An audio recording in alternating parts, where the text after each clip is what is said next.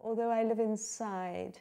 It's a solo that I did for a French dancer. She was asked, they have a Vip de Sujet in Paris, and they ask they choose a dancer and say to the dancer, choose a choreographer to make a piece on you. So she asked me to make a piece on her. And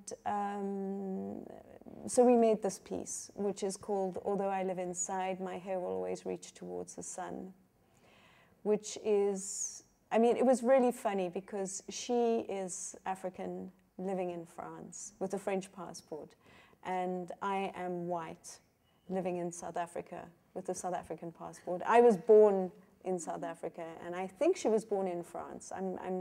I can't remember, but I mean, she's French, and I like this conflict, and I like the conflict between Europe and Africa. It interests me. Colonial histories, and both in Europe and in Africa.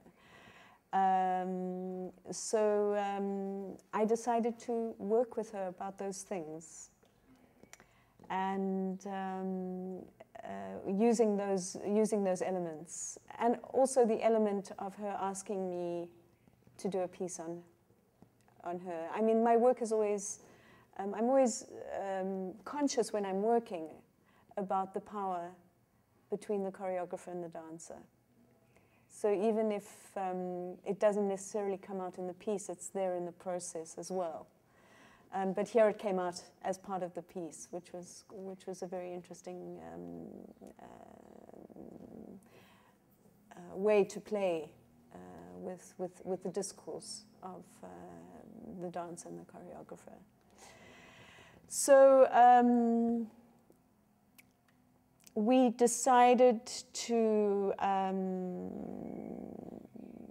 it took us 2 weeks to find a vocabulary. Well, it certainly took me 2 weeks to find a vocabulary, and then, you know, I made the piece with her. And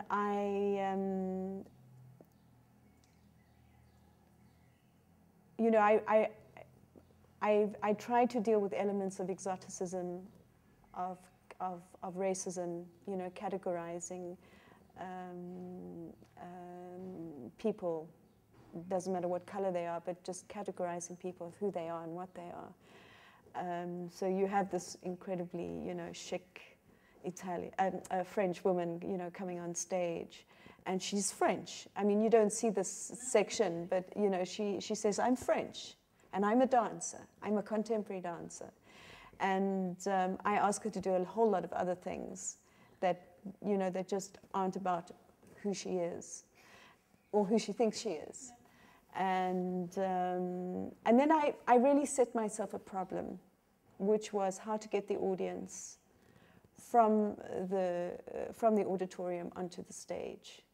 So I introduced another thing which you don't see in the excerpts here. She creates a fountain out of swimming pools in the auditorium, and so that the audience is actually almost forced to move out of their seats and go onto stage. She also asks them to move, but when they don't move and when they see the water coming, they all go. So it was, you know, I was playing with a lot of elements. It was not just one element, which is the way I work. I mean, I never work with, and it's the way I perceive the world, is, you know, the world is not black and white.